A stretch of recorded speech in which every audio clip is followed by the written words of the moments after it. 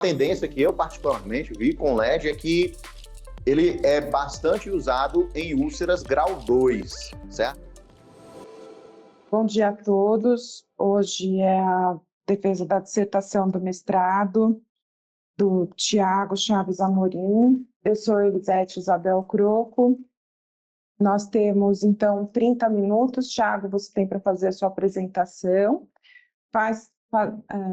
Constam da banca, então, professor Hudson de Souza Buch, professor doutor Hudson de Souza Buch, professor doutor Renato Carneiro de Freitas Chagas e como suplentes a doutora Karine Simone Polônio e o doutor Ciro Martins Gomes. Então, o Tiago tem 30 minutos para a apresentação e depois, no modelo de arguição, cada professor tem 15 minutos e o Tiago tem 15 minutos para a resposta. Mas podemos fazer no modo de interação, de modo que não passe 1h30 na arguição. Tá bom? Então, Tiago, pode começar. Boa sorte. Maravilha. Vamos iniciar. Bom dia, professores da banca. Bom dia, professora Elisete. Já quero agradecer aí vocês estarem aqui comigo hoje. Minha mãe, minha esposa. E vamos iniciar a etapa final dessa trajetória do mestrado. E já quero agradecer desde o começo, né, a professora Elisete, por ter me abraçado. Professor Ciro Gomes, também um grande professor que ajudou demais a gente fazer o refinamento. E agora, na defesa, a gente trouxe todas as questões que foram levantadas na arguição. Então, a gente fez uma recalibração da rota para que o trabalho ficasse mais refinado. Então, o título do trabalho é a eficácia da terapia com laser de baixa potência versus o tratamento padrão na cicatrização de úlceras por pressão. A gente decidiu focar muito em úlceras por pressão, ser muito específicos e fazendo uma revisão sistemática e meta-análise a partir desses dados.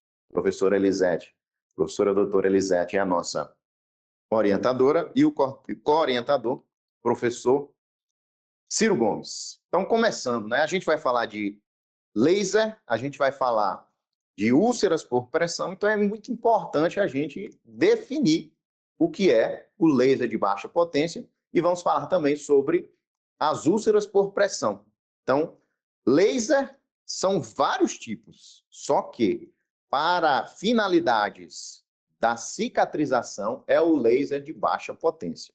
Na literatura, ele é citado muito como LLLT e existem variações também semânticas, né? Eles falam, às vezes, low level laser e, às vezes, low light laser. E é uma faixa muito específica, um comprimento de onda entre 600 a 1000 nanômetros. E outra coisa super importante, ele precisa ser de baixa potência, abaixo dos 500 miliwatts. Então, essa é a definição da intervenção que a gente vai usar. E aí, a gente sabe que existe uma série de vantagens do laser de baixa potência, principalmente na cicatrização. Eu trouxe um pouco aqui da parte molecular, né? Aumento da sinalização enzimática, sinalização da beta-catenina, tudo isso somado, né? Aumento de síntese proteica, quimiotaxia, tudo isso aumenta a produção de células-tronco, proliferação, migração de fibroblastos, e aí a gente consegue fazer um agregado de fatores, é algo multifatorial, e traz maior cicatrização. E na população com úlceras de pressão, a gente precisa de mais cicatrização, mais fibroblastos, né? Mais quimiotaxia para aquela região em específico. Os pacientes com úlceras de pressão ou úlceras por pressão, eles são geralmente pacientes acamados. Por quê? Existe um grande fator da pressão mecânica. E algo que poucas pessoas se atentam é que não é apenas a pressão mecânica. Você tem também, para piorar tudo, as forças de cisalhamento, né? Quando você vai transferir um paciente de uma maca para outra, quando o paciente se arrasta ali no colchão, essa força de atrito, ali que a gente denomina de cisalhamento, ela também causa lesão e pode piorar a úlcera de pressão. Então, a gente sabe, pacientes muito parados, que às vezes são arrastados, eles começam a desenvolver úlceras por pressão. E aqui nesse gráfico, né, que eu trouxe essa ilustração, os pontos mais comuns de úlceras por pressão. Inclusive, existe até um indicador para você avaliar a qualidade dos cuidados de enfermagem em uma UTI, por exemplo. Se o paciente tem muita úlcera occipital, demonstra que ele não está sendo bem cuidado, que ele não está sendo mobilizado, que ele não está recebendo a atenção suficiente para evitar úlceras por pressão. E outro ponto super importante para o nosso trabalho, para os próximos slides, é a classificação das úlceras por pressão. A gente vê aqui, ó, são 4 graus. Primeiro grau é um eritema não branqueável, ou seja, é uma vermelhidão naquela região que você faz uma digitocompressão e ainda fica vermelho. Ele não branqueia. Segundo nível, ou grau 2, né, ou estágio 2, você já tem ali uma perda da derme, você consegue ver ali uma camada um pouco mais profunda. O terceiro grau é um grau muito visual, porque você vai ver a gordura. Você vê realmente que tem um tecido amarelado aqui. E, finalmente, o quarto grau, uma úlcera bem avançada, você consegue ver musculatura. E aí a gente vê, ó, o último tópico aí de prevenção, uso de escalas de risco, né? Começaram a criar escalas, mudança de decúbitos a cada 2 horas, superfície de alívio de pressão, que é a famosa caixa de ovo, e cuidados diários da pele, né? O colchão caixa de ovo e também os cuidados diários da pele. Aí que entra o tratamento também com laser, não apenas os cuidados com substâncias, mas podemos usar laser também. E agora a gente vai entrar realmente na parte metodológica, né? Foi um grande aprendizado para mim, a professora Elisete acompanhou a minha evolução de aprender e me imergir em toda a questão acadêmica e metodológica. Eu, Tiago, sempre fui muito clínico, desde sempre, né? A atuação bem assim, ali com o paciente, e eu gostava muito de ler e me atualizar. E eu sempre valorizava muito as revisões sistemáticas. E eu sei que revisão sistemática, com meta-análise, ela consegue impactar a decisão final, né? Então, para mim, foi algo muito pessoal focar em revisão sistemática, porque eu sei que os médicos, no geral, eles valorizam muito, né? E no grau de evidência é um grau muito bom. Então, partindo desse refinamento, né, que a gente fez a partir da qualificação, que a gente foi bem direcionado pela banca, a gente focou em laser de baixa potência, e aqui entra o nosso objetivo primário, na cicatrização completa de úlceras por pressão em adulto. Isso tem que ficar bem claro. Nosso objetivo principal é fazer essa avaliação. E aí vem os objetivos secundários, né? A gente começou a subdividir aqui possíveis pontos que a gente poderia avaliar. Analisar os parâmetros de aplicação. Isso é super importante. A gente vai ver a posteriori que muitos autores não usam nenhum padrão. Um trabalho russo usa um tipo de faixa de onda, outro tipo de potência, uma duração diferente. E a gente quer fazer essa comparação, né? Porque quanto mais alinhado isso tiver, melhor para estudos futuros. Segundo ponto, comparar a eficácia da LLT isolada versus combinações com outras terapias. E também vimos isso na revisão sistemática. Tem trabalho que usou ultrassonografia, tem trabalho junto do laser, né? Tem trabalho que fez comparação com LED, que é uma luz diferente do laser, é um outro tipo de luz. Terceiro ponto, destacar a relevância clínica com os dados dessa meta-análise, né? Eu acho que eu, como um médico ali clínico que está atuando, né? Na época que eu estava no hospital, eu queria realmente ler um trabalho e saber o que é que esse trabalho vai me ajudar na minha prática. Como é que eu consigo mudar o que eu estou fazendo depois de ler esse trabalho? Eu tinha muito claro isso para mim, né? E reconhecer as limitações atuais na pesquisa sobre a terapia de laser de baixa potência, porque uma revisão sistemática ela tem uma visão global e você consegue ver os defeitos não, né? Você consegue ver assim o que pode ser melhorado para estudos futuros, padronização, talvez atuar em um nível de úlceras mais precoces, mais tardias, a gente vai ver isso no decorrer do trabalho. Método de meta-análise, revisão sistemática, a gente seguiu o Prisma, é um método bem consolidado, né? Se você falar de meta-análise, você tem que falar do Prisma. A gente seguiu o protocolo Prisma. E agora a gente vai entrar realmente no grande mundo da revisão sistemática. Fazer revisão sistemática, você tem que seguir etapas. Primeira etapa, a gente fez o registro no Próspero. É um site que é muito recomendado você fazer o registro da sua meta-análise para que a comunidade acadêmica ela ciente, né, do que você está fazendo. Inclusive, para que não aconteçam trabalhos simultâneos. Então, se você... Inclusive, a gente teve outras ideias, a professora Elisete trouxe muitas ideias para a gente e algumas delas já existiam, né, já estavam sendo executadas. E a gente fez o registro no Próspero. E também um ponto muito importante é você usar esse protocolo aí, PICO. É um mnemônico, né? Uma sigla que organiza o pensamento, né? A maioria dos trabalhos seguem essa organização e a gente seguiu também. Então, falando sobre o PICO, né?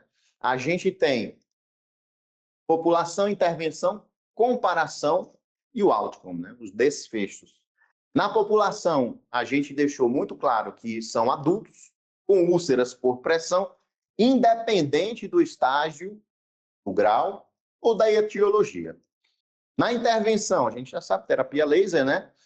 Comparação, obviamente, que a gente precisa comparar com o tratamento padrão. Nenhum trabalho seria aprovado por comitê de ética não comparar com nada. Então, a gente tem o padrão, cuidados tradicionais, comparados com os cuidados tradicionais, mais uma terapia adicional. E, finalmente, o desfecho, né, os efeitos no processo de cicatrização, e a gente focou também em cicatrização completa. Então, a gente vai ver que no final das contas, muitos trabalhos, eles focam em cicatrização completa da úlcera. E para excluir trabalhos, a gente não selecionou estudos não randomizados e ou não controlados, né? O nosso foco para fazer a meta-análise, a revisão sistemática, foram RCTs e também estudos não prospectivos. Então, foco em RCTs, né? Estudos clínicos prospectivos, que a população ela estava sendo acompanhada no decorrer do tempo. Então, esse foi o método que a gente deu o primeiro passo no registro, né, e na determinação do que a gente faria. E depois a gente foi para a segunda etapa. Nessa segunda etapa, a gente precisa de avaliação dos artigos de forma individual. Então, participaram 3 pesquisadores para fazer análise dos artigos, né, depois do levantamento, artigos sem restrições de idioma ou data, e a gente pesquisou nessas bases de dados aqui. São as bases mais clássicas, PubMed, Embase, Scopus, Web of Science. A gente tentou ser o mais abrangente possível e eu trouxe aqui o exemplo para vocês dos nossos termos aqui no PubMed, por exemplo. Temos os termos MESH, que se você coloca um termo MESH, ele já acrescenta ali 15, 20 palavras-chave, então é bem abrangente. A gente fez isso em todas essas plataformas, né? Os termos MESH são da PubMed, mas cada plataforma, cada banco de artigos, ele tem os termos deles, né? E baixamos essa pesquisa em um arquivo .ris, é um arquivo específico para você conseguir fazer uma análise de dados depois. No final das contas, foram 3.449 artigos no primeiro passo, né? Esses 3.449 artigos, eles parecem muito, e como foi a primeira vez que eu fiz uma revisão sistemática, né, também pareceu muito para mim, só que com o refinamento que a gente vai ver a posteriori, a gente vai afunilando para os artigos que interessam mais de acordo com o pico, tá? Então, a gente, a partir de agora, estamos seguindo pico, critérios de inclusão, critérios de exclusão. Então, terceira etapa, nós usamos o software App Reviewer, é um software para você organizar melhor todo esse banco de dados. Sem isso daqui é impossível fazer. Existem outros, mas a gente escolheu o app. E aí, ó, a gente já conseguiu excluir artigos duplicados. 1.214 artigos duplicados. Depois de ter feito isso, quarta etapa, ler todos os artigos restantes. A gente lia o título e o abstract. 2 autores fazendo essa leitura do título e do abstract e classificando. Esse aqui se enquadra, esse aqui não se enquadra. Um por um. A gente viu aí 2.235 artigos. Então, um trabalho muito manual, repetitivo. E é comum que existam discordâncias, né? São 2 autores que vão fazendo isso de forma independente. E a gente teve 48 trabalhos selecionados dos autores de forma independente, mas houveram discordâncias. E aí entra o terceiro autor, o doutor Victor Medeiros, viu essas discordâncias e aí, seguindo mais uma vez os critérios de inclusão, critérios de exclusão, método PICO, ele eliminou 32 artigos desses 48. Eu trouxe aqui a tela do app para vocês verem. Finalmente ficamos com 16 artigos. Mas ainda não acabou. Nós precisamos ler todos esses 16 artigos, todos esses 16 trabalhos, aí a gente lê na íntegra, a gente lê ele por completo, e depois disso a gente ainda eliminou 3 trabalhos. Então, e aí isso também foi feito por 2 autores, né, lendo de forma independente. Nós concordamos, no final das contas, né, quando a gente bateu os resultados ali, os 2 autores eliminaram 3 artigos. E eu trouxe um resumo aqui para vocês verem, né, todo esse fluxo, esse gráfico é muito clássico de revisão sistemática. Desde o comecinho que a gente teve aí, ó, 3.449 trabalhos. Deixa eu colocar minha canetinha aqui. 3.449, aí a gente eliminou 1.214, depois a gente viu individualmente 2.235, e no final acabamos com 13 artigos. Aqueles 3 que eu falei, ó, não era a revisão sistemática, não era a RCT com controle, outro tinha intervenções diferentes e população incorreta. E aí, nesse ponto, aconteceu algo que não estava no radar, porque a gente, quando pensou na definição, né, a professora Elisete é dermatologista e ela trabalha com laser, né, ela tem uma experiência muito grande em laser, e a gente queria saber exatamente sobre o laser.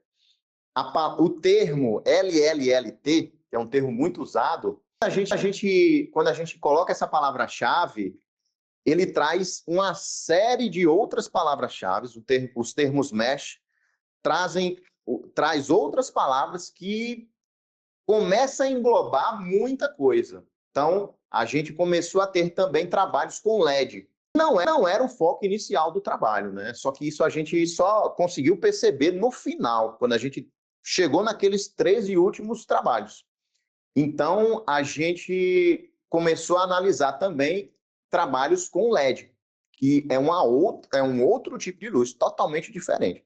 Os 2 estão incluídos na fotobiomodulação e os 2 são estudados e são usados também com o mesmo propósito da cicatrização. Outra ferramenta super importante para a gente usar nessa parte final é o ROB2, tá? Sempre que você vai fazer meta-análise, você aplica essa ferramenta aí para avaliar o ensaio clínico randomizado, porque existem ensaios clínicos randomizados que são melhores e outros que possuem vieses. Então, nem toda meta-análise é o topo da pirâmide, né? A gente sabe que tem aquela pirâmidezinha que eu trouxe no começo para vocês, mas ela não é tão bonita assim. Ela tem variações, dependendo do método do trabalho, né? Dos vieses, a pirâmide ela modifica. Ela é um pouco mais para baixo ali na ponta, né? E o ROB2 ajuda a fazer essa distinção. E aí chegamos nos trabalhos. 13 trabalhos temos com laser, aí à direita do gráfico, os 6 trabalhos com laser e temos esses outros trabalhos aqui, 7 trabalhos com LED. Lembrando, né, são fontes diferentes. O LED é uma luz divergente, o laser é uma luz unidirecional e colimada, né, uma luz totalmente paralela. É uma luz muito mais organizada, a gente chama essa propriedade de coerência. O LED não é coerente, o LED é uma luz em faixa, o laser é um comprimento de onda específico, né, monocromática, então é bem diferente, tá? Quando eu comecei a estudar, eu vi que realmente o laser é muito mais específico, pontual. E os trabalhos com LED, foram esses 7 trabalhos aí, eu fiz um compilado aqui para vocês verem.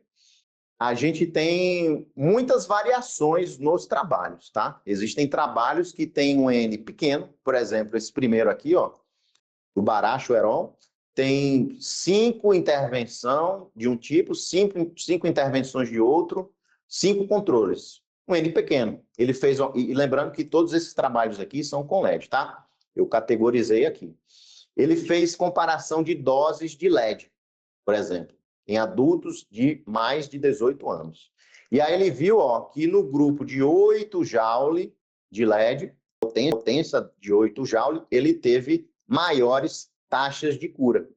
Foi uma observação muito importante dele. Esses trabalhos, eles categorizaram muito bem os estágios das úlceras, o estágio 2, o grau 2, né? Estágio 1 a 3, estágio 2, estágio 2, 86%. Eles categorizaram também foram os parâmetros usados em cada trabalho.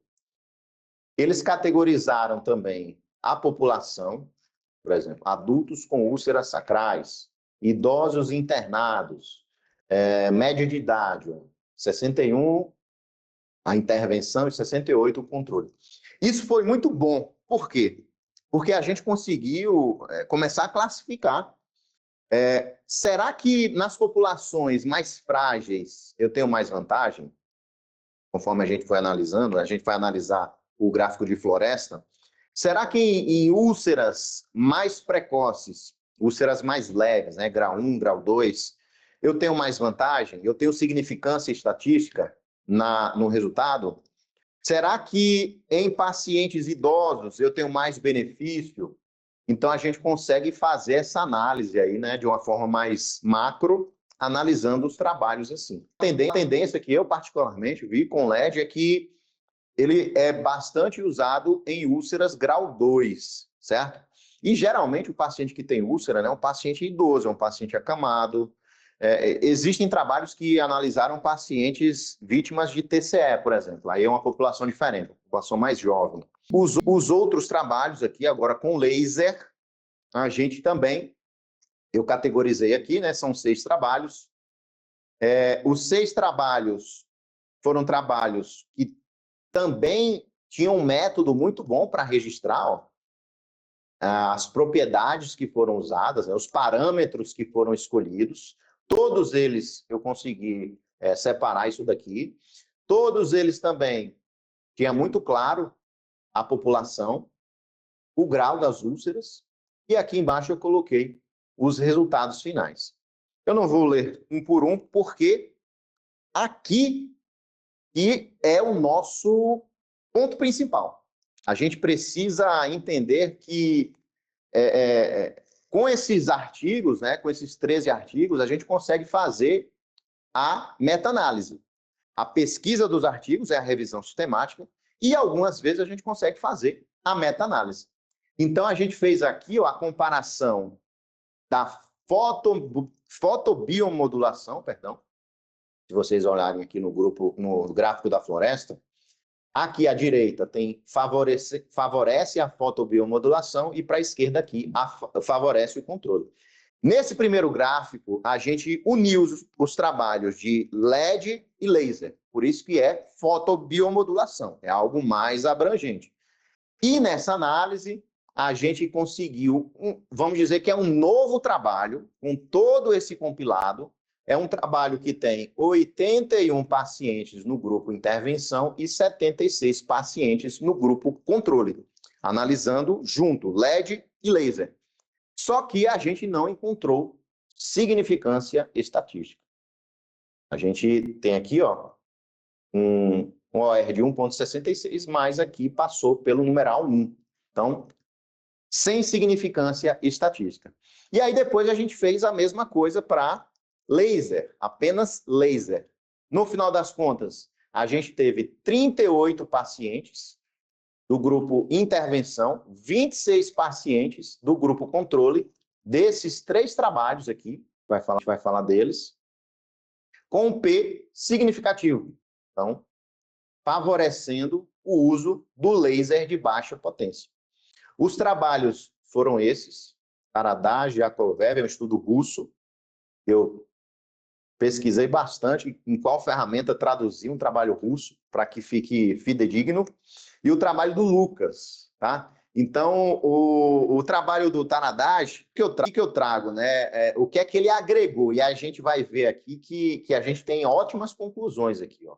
Ele comparou várias faixas de laser, né? Vários comprimentos de onda, e ele viu que o comprimento de 658 tem maiores taxas de cura, 47,05 versus 11,11 de outros grupos. Que outros grupos foram esses? Ele comparou 940, ele comparou 808 e ele comparou 658. O melhor foi 658, na mesma potência. Trabalho do Yakovlev.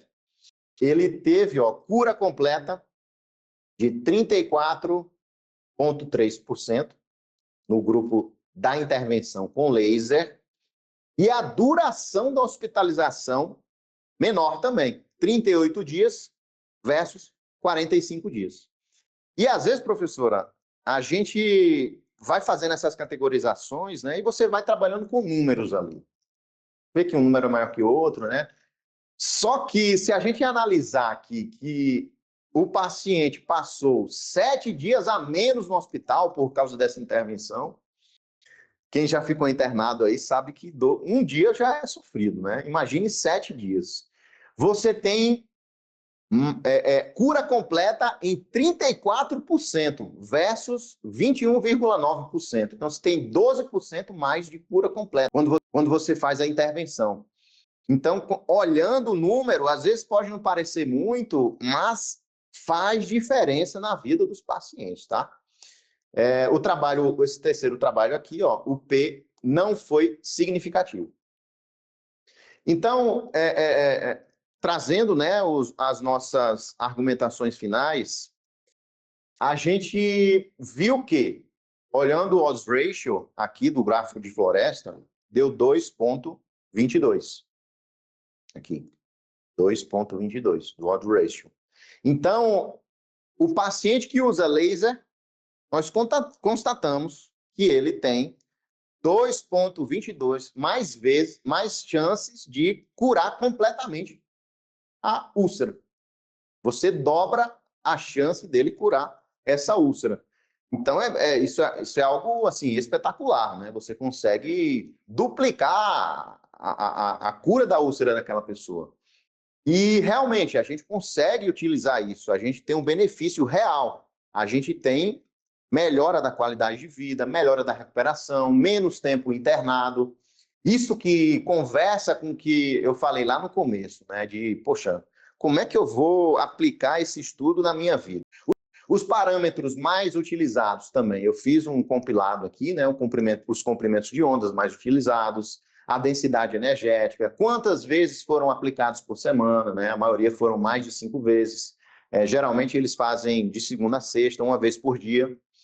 E também eu percebi, né, analisando os trabalhos, que a gente tem maior eficácia em lesões leves a moderadas.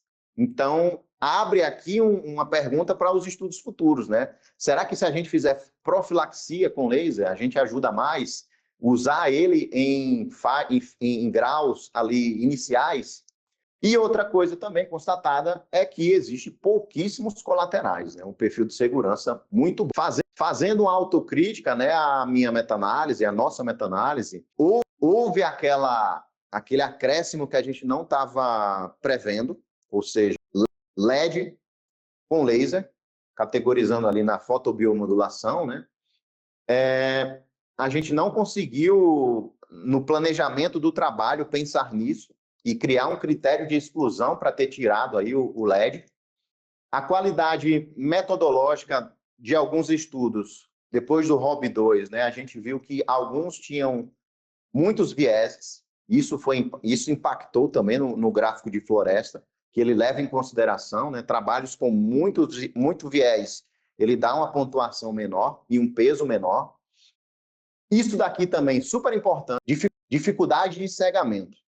Se você vai fazer um tratamento com laser em um paciente que tem cuidados padrão, o paciente que não tem o laser, idealmente, você tem que criar um simulacro de laser para que o intervencionista, né, o médico que está aplicando ali, ou a enfermagem, ele pense que está fazendo o tratamento também. Senão, ele sabe que aquele paciente não tem nada e esse daqui eu estou fazendo a intervenção. Então, muitos trabalhos não fizeram isso. O quarto ponto, a heterogeneidade das populações, né? Tem trabalho que estudou idosos, tem trabalho que estudou pacientes mais jovens. E é importante frisar aqui para a nossa plateia que a gente focou em úlceras por pressão. E, por exemplo, úlceras por leishmaniose, outros tipos de úlceras não entraram, mas mesmo assim a população ficou heterogênea. E também existia muita variabilidade dos parâmetros dos protocolos. E aí, para finalizar, o que é que eu posso, com tudo isso que eu trouxe para vocês, né, contribuir para o futuro, né, para estudos futuros, para outros autores? O que é que eu posso deixar ali de sugestão para eles darem continuidade a esse trabalho que a gente fez? Eu acho que um dos pontos mais importantes é essa padronização dos protocolos, você tentar triar ali qual é a melhor faixa, qual é a melhor potência, para sugerir que os outros autores trabalhem nessa faixa, nessa potência, ou realizem comparações para ver qual é o melhor. Focar em subgrupos específicos, só idoso, só pacientes com comorbidades, só úlceras grau 2, úlceras grau 1, profilaxia de úlceras. Isso tem uma gama de possibilidades e gera muitas ideias para outros autores. Outra coisa, o custo-efetividade, né? Aqui no Brasil, a gente não foca tanto quanto deveria na questão financeira, de curativo, de cuidado de enfermagem, de dias de internação também. Isso tem que ser avaliado, né? A gente tem que ter esse hábito. E, finalmente, né, sempre realizar estudos maiores, estudos prospectivos maiores, multicêntricos, com muita população para agregar à comunidade científica. Então, é isso. Agradeço a atenção de vocês. Espero que vocês tenham gostado, que tenha ficado claro, e abro aí a nossa discussão. Obrigado, professora. Bom, muito bem, Tiago. Se apresentou em 33 minutos, então está bem dentro do tempo que nós programamos. Agora eu passo a palavra para o professor Renato primeiro, para fazer a arguição e seus comentários. Professor, o senhor tem 15 minutos. Perfeito. Primeiro, muito bom dia a todos aí. Gostaria inicialmente de parabenizar, né, o mestrando Tiago Amorim e sua orientadora, a professora doutora Elisete Croco, pela realização do trabalho, né? Todos nós sabemos o quão difícil é conciliar aí as exigências da pós-graduação com as demandas profissionais e familiares. Então, portanto, a apresentação aí da tese, ela representa aí uma conquista que é relevante e digna de reconhecimento, né? Antes de entrar nas perguntas mais técnicas, eu trago algumas sugestões pontuais aí, né? Daria como sugestão fosse ajustadas antes do depósito final da tese. Por exemplo, no corpo do texto, eu não localizei a citação da figura 1, né? Caso ela realmente não tenha sido referenciada, sugiro incluir aí, né, antes de fazer o depósito. Assim como a gente tem alguns termos em inglês ao longo do texto, Uhum. por exemplo, na conclusão aparece a expressão number need to treat, né? Assim como a figura 2 ela está em inglês, né? Então, minha sugestão também seria passar para o português, né? Antes de fazer o depósito final da tese. E algo que o Thiago trouxe para a gente na seção dos resultados que é mencionado ali a concordância interavaliadores, né? É algo super legal de fazer nas revisões sistemáticas, mas eu não vi isso no método, né? Avisando a gente que isso seria feito, daria como sugestão colocar isso também. E passando agora para aspectos mais metodológicos, primeiro gostaria de parabenizar por ter registrado aí a revisão sistemática no Próspero, né? Essa etapa ela é importante, pois traz aí um, um elevado grau aí de rigor metodológico, e eu acho que o mais importante é a transparência, né, no processo de pesquisa. Então, é altamente recomendado, e parabéns por ter feito. O segundo destaque que eu gostaria de trazer é a abrangência das bases de dados, né? Foi pesquisado aí a PubMed, Embase, Cochrane, Web of Science, Scopus, entre outros. Então, isso fortalece bastante aí as validades e as conclusões dos estudos. Após essas considerações e sugestões iniciais, né, gostaria de fazer 3 perguntas para o Thiago. A primeira dela, Thiago, é sobre a aplicabilidade prática aí dos seus achados, né? Ao concluir a dissertação, né, assim, fazer todo esse estudo, todo o levantamento de dados, né, assim, o aluno adquire uma maturidade considerável sobre o tema, né? Muito maior que a imensa maior parte dos outros colegas. Então, gostaria de perguntar em específico, né, como você enxerga a incorporação da terapia com laser de baixa potência na rotina assistencial do cuidado desses pacientes com úlcera ou por lesão de pressão, né? E assim como você muito bem trouxe, aproximadamente 30 a 40% dos pacientes não vão ter benefício significativo com o tratamento. Por outro lado, a gente pode ver redução do tempo de permanência, né? Assim, que é algo muito importante no manejo desse paciente, né? Igual permaneceu menos dias, certamente vai ter algum grau de economia de recursos para o sistema, que pode ser melhor investir em outros setores, né? Então, a primeira pergunta é essa, né? Qual seria a sua recomendação prática para a seleção dos pacientes candidatos aí ao uso do laser? Excelente, professor. Obrigado pelos comentários, né? Eles, inclusive, são super importantes porque o próximo passo vai ser a publicação do nosso trabalho. Então, a gente gosta muito de ter essa visão de fora, né? E, como eu falei durante a apresentação, conforme eu fui analisando os trabalhos, né, e lendo e entendendo mais a fundo, eu percebi que muitos trabalhos trazem vantagens em úlceras iniciais, estágio 2, principalmente estágio 2, um estágio ali do começo para o meio da evolução da úlcera. Então, a gente tem muita melhora nesses pacientes. Aí eu abro uma grande pergunta, né? Será que a gente usar profilaticamente o laser não tem benefícios também? Nenhum trabalho usou profilaticamente, né? A gente não conseguiu criar nenhum trabalho com uso profilático. Então, no paciente com úlceras, nesses estágios iniciais, com certeza é um grande benefício clínico. Nos pacientes idosos, pacientes acamados, pacientes que tem uma dificuldade de cicatrização, que ele fica muito tempo com a úlcera, o laser também tem vantagem.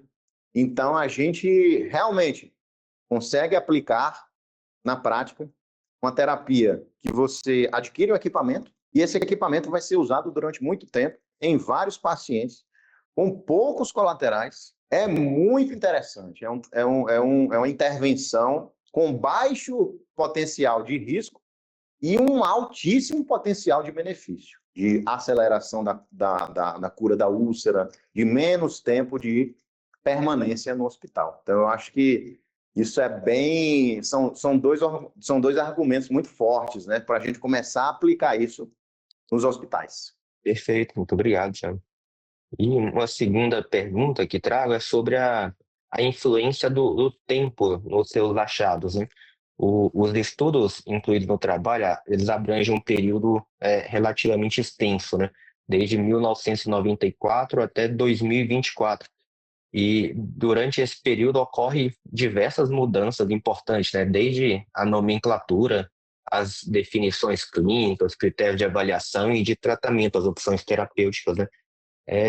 E na sua visão, como você considera que esse fator aí temporal tenha influenciado aí os resultados da sua meta-análise? Perfeito, professor. Eu percebi que os parâmetros vão mudando e a gente teve dois autores que fez um trabalho mais antigo, pegou esse trabalho, analisou os resultados e, a posteriori, às vezes teve um que foi 3 anos depois, se não me engano, o Lucas, teve outro trabalho do Dellen, que depois de alguns anos, eu não vou lembrar quantos especificamente, não sei se foram 4, ele conseguiu aprender com o trabalho mais antigo e fazer um trabalho a posteriori com uma outra hipótese diagnóstica, né? Fazendo um refinamento, fazendo uma mudança no protocolo ou pegando estágios específicos.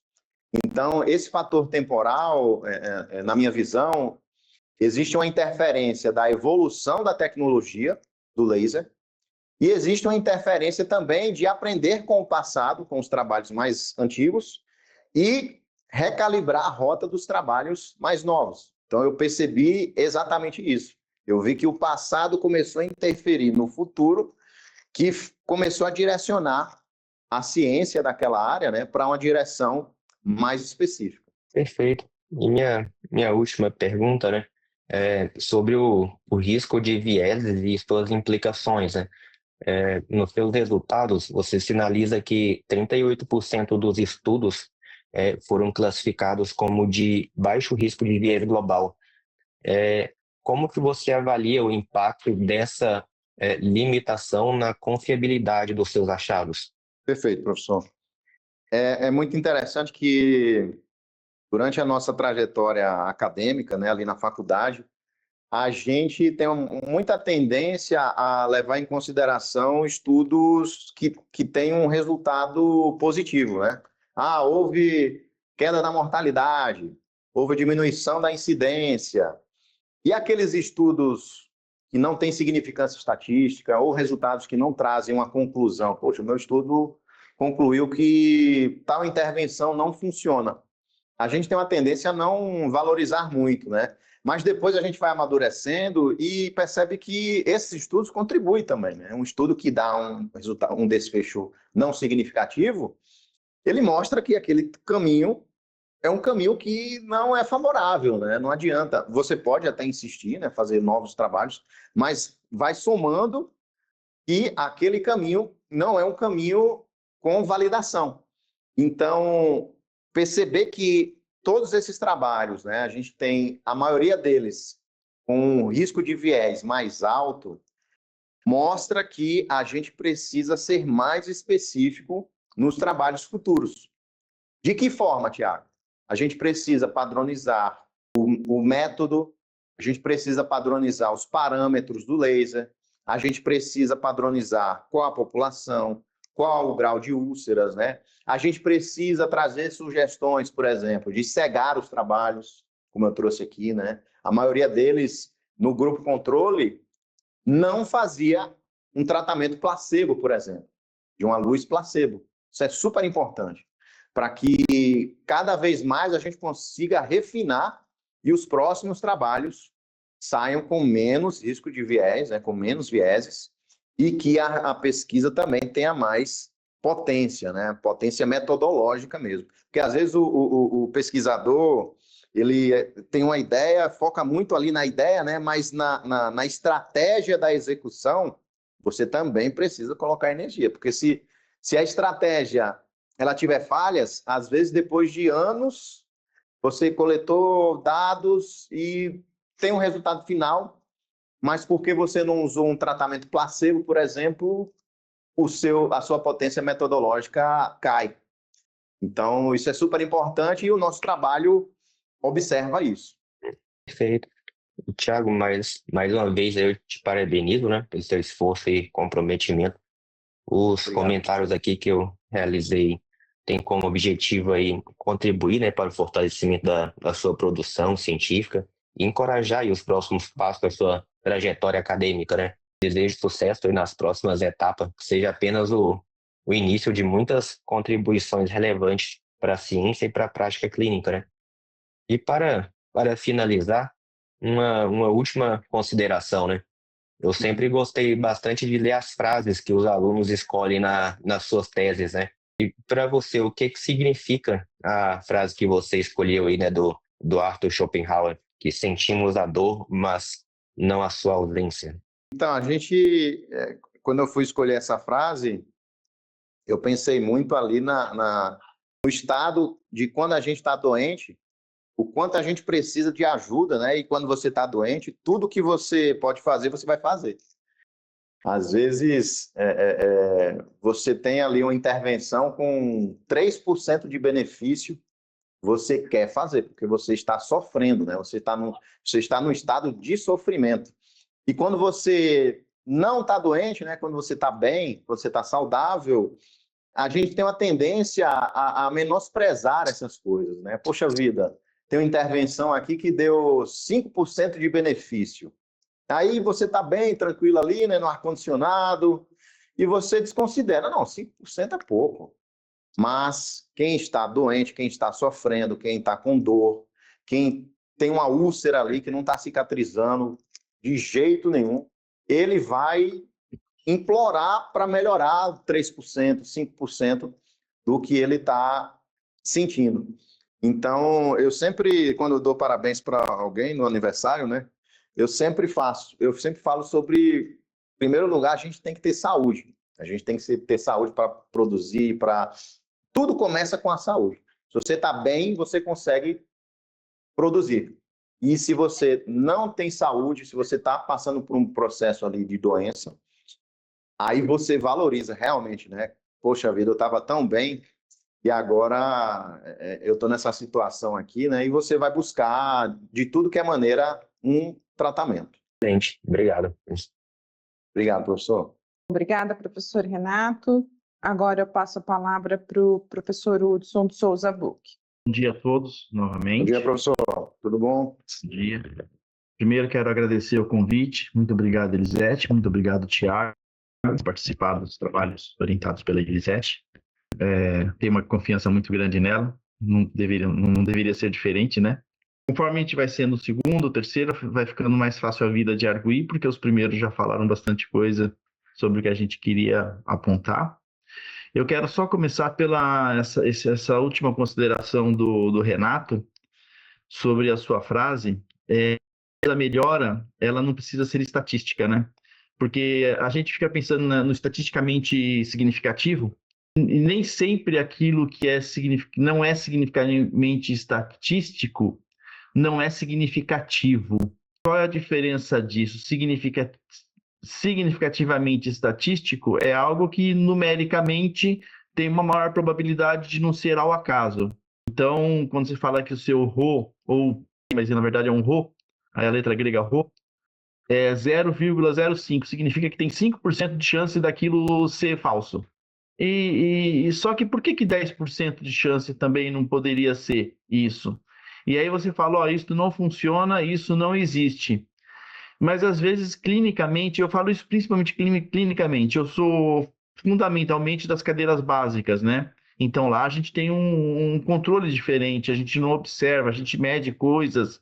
Você olha clinicamente, é a experiência do profissional, é a experiência dele em ver, olha, se eu fizer a estatística disso, não dá significativo, mas eu estou vendo que melhorou.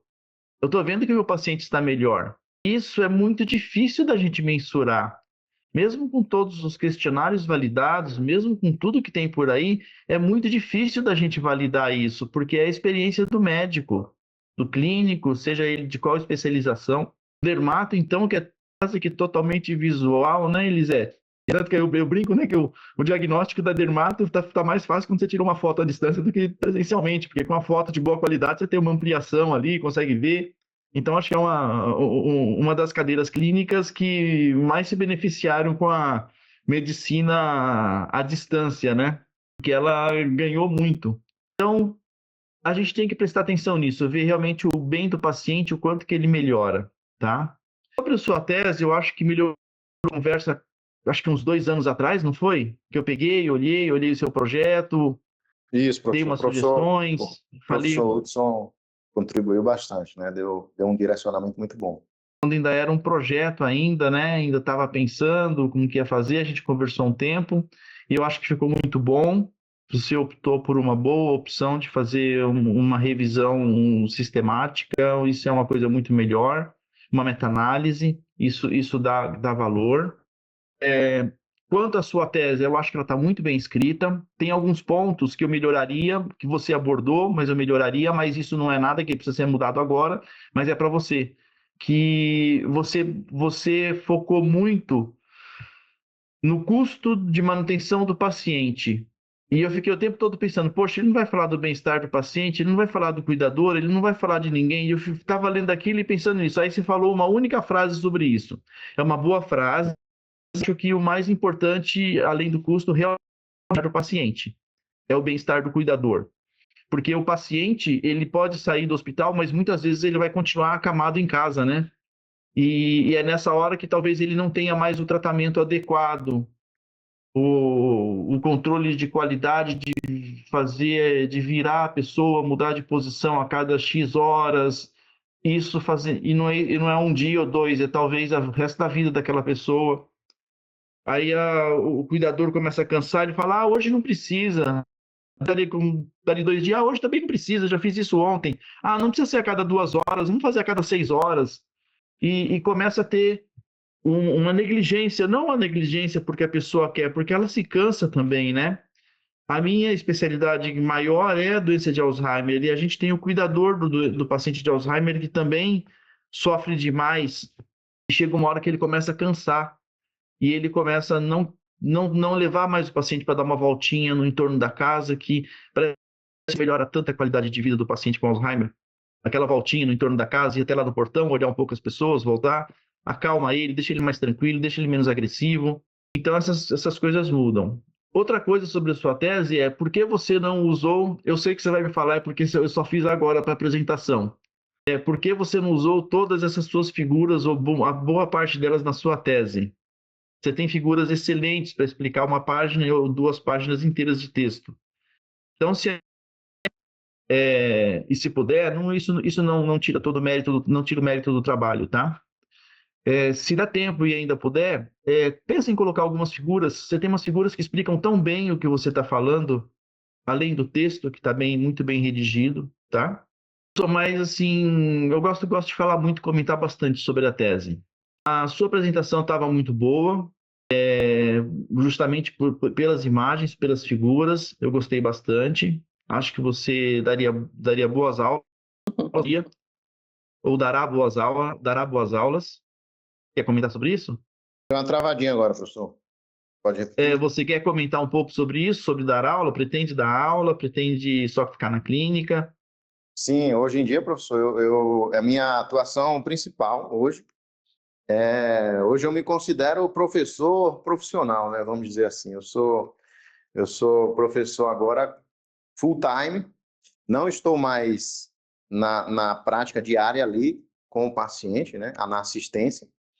Então, é algo que eu fui desenvolvendo, né? Eu era tímido no meu começo lá da faculdade, mas eu fui treinando essa habilidade. Eu acho que é uma habilidade, né? Tem gente que fala que Ah, você dá aula tão bem, né? Você tem o dom, você nasceu para dar aula. Eu não acredito nisso. Eu acredito que é uma habilidade que a gente pode treinar e desenvolver, né? Você vai escutando sua própria aula, você vai observando seus vídeos, né? A forma que você se comporta, a sua linguagem corporal, a entonação, né?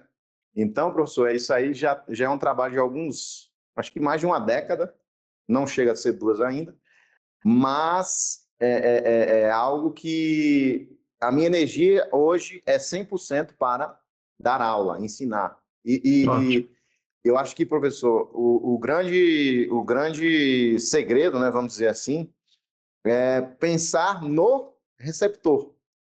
Um bom professor, ele pensa primeiro em quem está escutando ele, né? Se eu vou dar aula para estudante de medicina, é uma comunicação. Eu vou dar aula para especialistas, é outra comunicação, né? Então não adianta eu falar super complicado para o estudante de medicina e falar com uma linguagem mais simples para o especialista.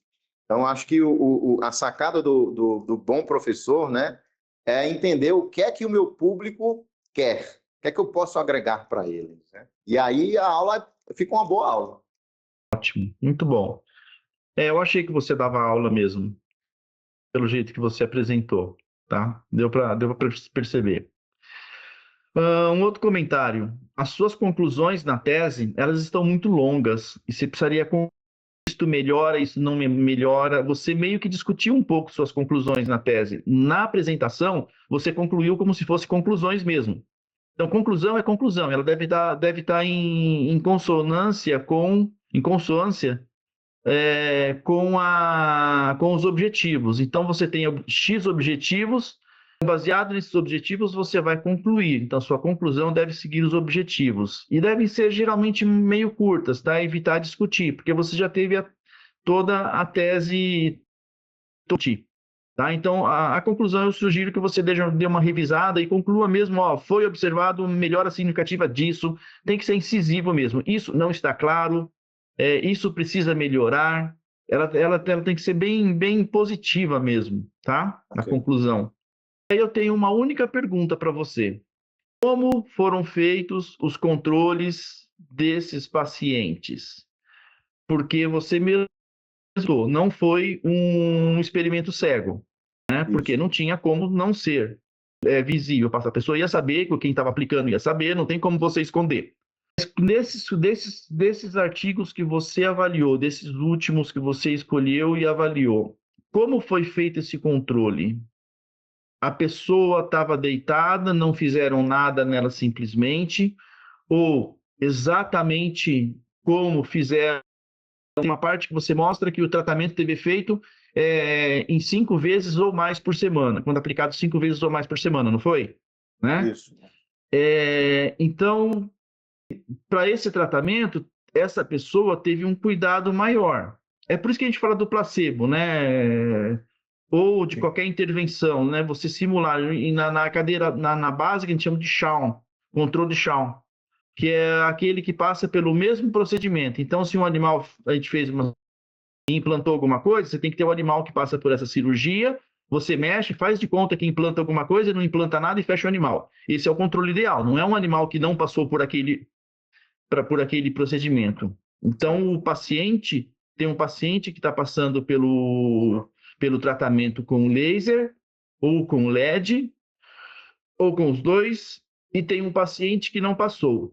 Como foi feito com esse paciente? Ele também teve eles descrevem no artigo que ele, olha, colocou ele na posição correta, de lado, fez a higienização, pegou uma lâmpada qualquer, uma lanterna de celular, seja lá o que for, e ficou lá 5 minutos projetando ali, porque a pergunta é, será que essa melhora que essas pessoas tiveram não foi pelo maior cuidado que se teve com elas, ao invés de outra pessoa, do cuidado que se teve com outra pessoa? Um cuidado mais frequente, um cuidado padrão? Muito bem observado, professor. Eu vou trazer para o senhor que você trouxe o termo. Eu não sei se a pronúncia é sham, é S-H-A-M. Desses 13 Isso. trabalhos, professor, É o só Chan, um. Chan Control. Sham, só um deles mencionou esse termo. Então, o que é que a maioria dos trabalhos fizeram? Cuidados tradicionais para o paciente que não iria receber a intervenção e o paciente que iria receber a intervenção, cuidados tradicionais mais a intervenção. Então, os pacientes Desculpa, que falhou não um pouco receberam... aqui. O paciente. Oi, falhou um pouco. Repete a última frase, por gentileza. Sim. Pacientes do grupo controle, apenas os cuidados tradicionais daquele hospital. E os pacientes do grupo intervenção, os cuidados tradicionais, mais a intervenção, que foi o laser ou LED. Então, realmente, a observação do professor é super pertinente, porque esse paciente que está recebendo a intervenção, ele vai ter mais atenção, ele vai ser melhor cuidado, né? Existe esse viés. Então, eu acho fundamental e talvez seja um ponto fundamental para os trabalhos futuros ter o SHAM, ter o grupo placebo, porque a gente está acostumado com placebo via oral, né, medicações, mas dá para fazer um placebo também de luz, é super tranquilo fazer, para que os cuidados sejam exatamente iguais e os vieses menores também, né? É. Porque se você usa nada sem o paciente perceber que não está sendo aplicado nada, isso psicologicamente tem um efeito. É só você passar o aparelho, eu não conheço o aparelho, mas se tiver uma frequência qualquer, ou uma outra frequência, uma frequência que não deve fazer nada, ou só passar o aparelho sem ligar ele, e o paciente não vai ver, porque eu imagino que na maior parte essas lesões eram nas costas, né? Na porção dorsal, na parte dorsal. Sim. Que é quando a pessoa fica mais tempo, você tem maior força mais o peso. Então, isso são coisas que o trabalho da sua orientadora, o trabalho de doutorado dela, ele foi aceito na melhor revista de dermatologia por um fator principal, muito importante, além da qualidade do trabalho, do que mostrava mais, a excelência do controle que foi utilizado, a qualidade do controle. A gente pensa num desenho experimental e a gente pensa na ideia maravilhosa de descobrir a cura de alguma coisa e esquece que o controle tem que ser muito bem feito. Se o controle, o grupo Chan não for muito bem feito, a gente não tem como falar que aquela mudança, aquela alteração, ela é válida, tá? E no caso da Elisete, o fato de a gente tratar com laser somente um dos lados e o outro não, e depois mostrar a foto da diferença entre os dois lados, foi fantástico. Foi o melhor controle que se pode ter, onde a própria pessoa era o controle, tá? São coisas que, pena que não tem mais gente assistindo, tinham dezenas de pessoas assistindo, hoje parece que ninguém assiste mais, porque é uma oportunidade de aprendizado gigantesca, principalmente para os médicos residentes. É uma grande oportunidade de aprendizado. Então, a minha pergunta, tá? Parabéns pela apresentação, parabéns pelo trabalho. Beth, você é fantástica e muito obrigado pela oportunidade de talvez contribuir um pouco. Obrigado, professor. Excelente. Obrigado. Ótimo. Tiago, então, da minha parte, assim, alguns ajustes eu acho que depois eu faço com você diretamente, alguns comentários, que é para a gente melhorar para a publicação. A parte da dissertação, nós vamos fazer essas melhoras das figuras, né, algum refinamento com relação às conclusões, esses comentários todos eu agradeço dos professores, vão servir para elaborar melhor a dissertação que vai ficar aqui na biblioteca, mas, além disso, o nosso foco é a publicação agora, e nós vamos aproveitar bastante isso. Então, lembrando que com essa questão dos 2 subgrupos, isso dá para criar hipóteses bem interessantes na hora do desfecho do trabalho. Uma meta-análise com subgrupos, ela tem um valor muito significativo, e o seu trabalho hoje ele tem aplicabilidade prática. A gente consegue provar, de certa forma, assim, a gente conseguiu documentar isso, que é possível impactar a vida das pessoas mudando uma terapêutica ou inovando numa terapêutica. porque o que se sabe é que os cuidados tradicionais de curativos ou mudanças de decúbito ainda assim geram muitas questões de piorar a saúde do paciente. Então, a úlcera aberta ela é uma porta de entrada, independente da questão de custos, que é muito relevante, mas ela é uma porta de entrada para outras situações, para outras doenças, e às vezes tudo com um quadro de sepse pode começar por lá. A gente faz intervenções precoces com uma terapia de luz. Na dermatologia a gente tem um histórico grande com relação à fototerapia e as terapias à base de luz e laser, elas têm um papel fundamental de trabalho rápido. Então a gente agiliza aí muito os resultados. Então, na verdade, hoje meu trabalho é mais de parametrizar. Eu acompanhei sua curva desde sabe, o Thiago me abordou pelo Instagram, né, Thiago? Foi cara de pau ali, mas querendo produzir, né? Então, eu fico muito feliz com essa história que a gente vem construindo juntos. Foi um aprendizado de todos os lados. Eu acho que essa trajetória traz muito mais maturidade para você. Hoje eu vejo um professor aqui com muito mais maturidade, com muito mais discernimento, com as ideias muito bem centradas, foco no trabalho, no que foi encontrado e no futuro do que vai acontecer. Então, eu não tenho muitas palavras, mas para te parabenizar e agradecer da gente ter construído essa jornada juntos.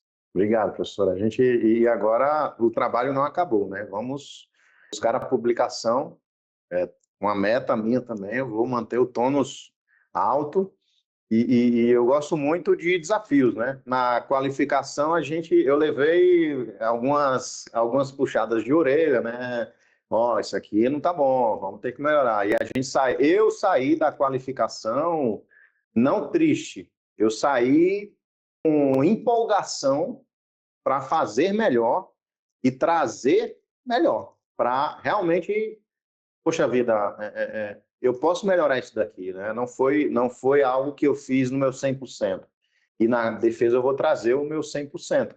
Então, foi muito legal ter passado também, né, por toda essa experiência da qualificação, de ter sido bastante apertado ali, porque você entende que tem que melhorar, né? Tem que ser um nível acima, você tem que jogar no nível intelectual ali maior.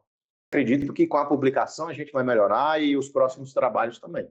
A metodologia ela foi muito bem desenhada, né, nesse trabalho, então na qualificação houve uma queixa quanto a isso, quanto à metodologia, Isso. um refinamento, então a gente incorporou um grupo grande de trabalhos que lidavam com lesões diferentes, e a hora que houve o refinamento do padrão específico para a pergunta PICO específica, você encontra resultados que são comparáveis entre si. Então, ontem mesmo a gente estava conversando, né, a meta-análise, a hora que a gente faz esses dados, é como se nós pegássemos todos esses pacientes e fizéssemos um novo trabalho, emprestando a amostra de todo mundo. Sim. Por isso que a gente consegue encontrar esses resultados e consegue ser replicado, e por isso a relevância científica dentro da comunidade acadêmica.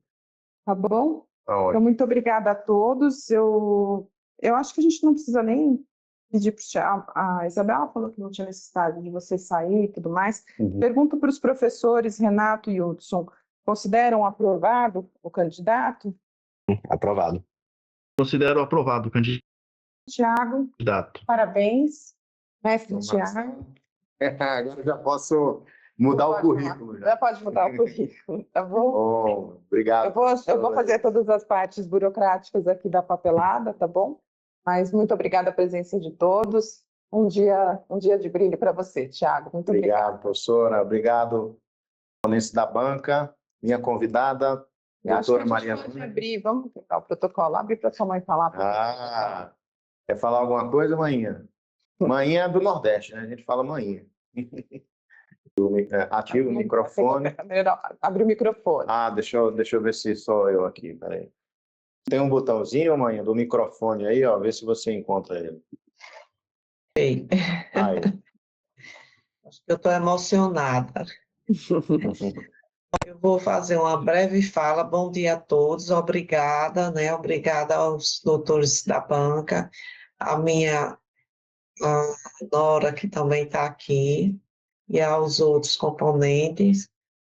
E a Tiago, eu não sei, eu vou falar algo assim simples. Tiago sempre teve um perfil de docente, porque desde a graduação, quando eu chegava do trabalho, do consultório, ele saía para dar aula aos graduados antes dele e da turma dele. E assim, eu fico muito honrada por ver o crescimento dele, né? E isso me envaidece, lógico, eu sou mãe, estou emocionada um pouco. Meu filho, agora o caminho é o doutorado. Isso aí, com certeza. E obrigada ao professor Hudson, ao professor Renato, a coordenadora da banca, as Professora Elisete. colocações, o nome, desculpa, Elisete, professora Elisete.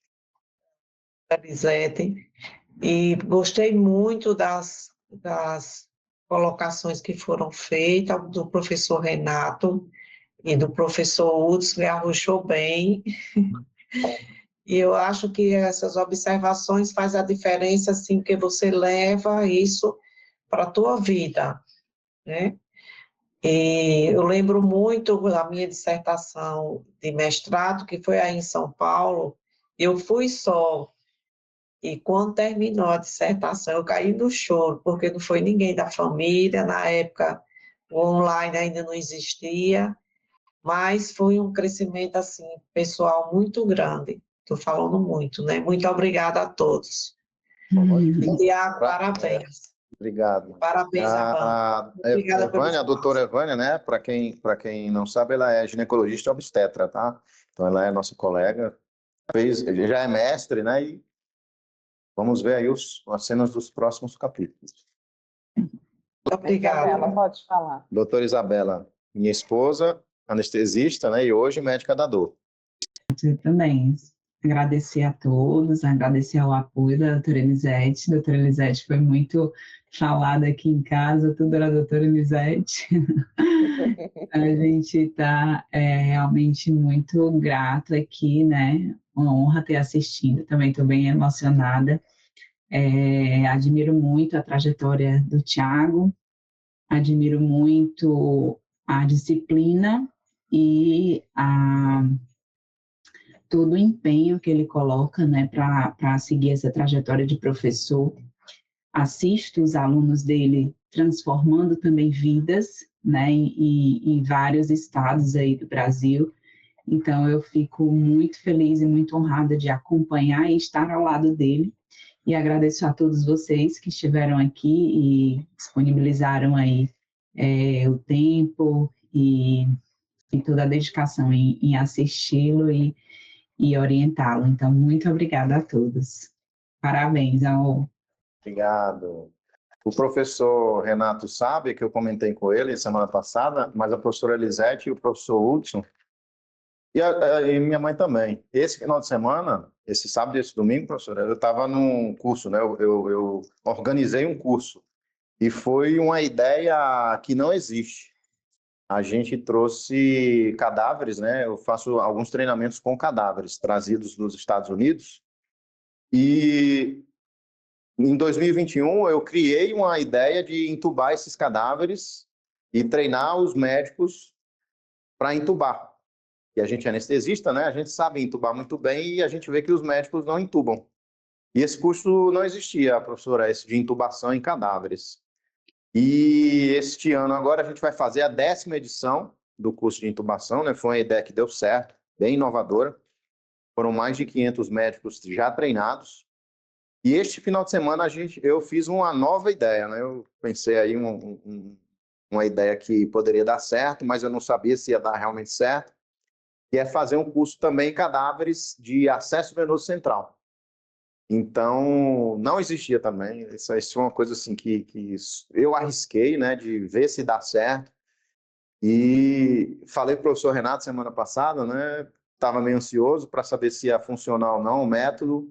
Deu certo, a gente canulou as veias, as artérias, infundiu ali líquido, né, compramos uma bomba. Eu tive que fazer toda uma logística ali para a gente conseguir deixar as veias pérvias, as artérias pérvias, jugular, femoral, subclávia. Foram 55 médicos que treinaram no sábado e no domingo. uma ideia que funcionou, não funcionou como eu queria, né? Não foi 100%, mas é isso, né? Você dá o primeiro passo, segundo passo você melhora, e assim você vai até chegar no prima, né? Você até chegar na excelência. Então, essa parte de ensino, né?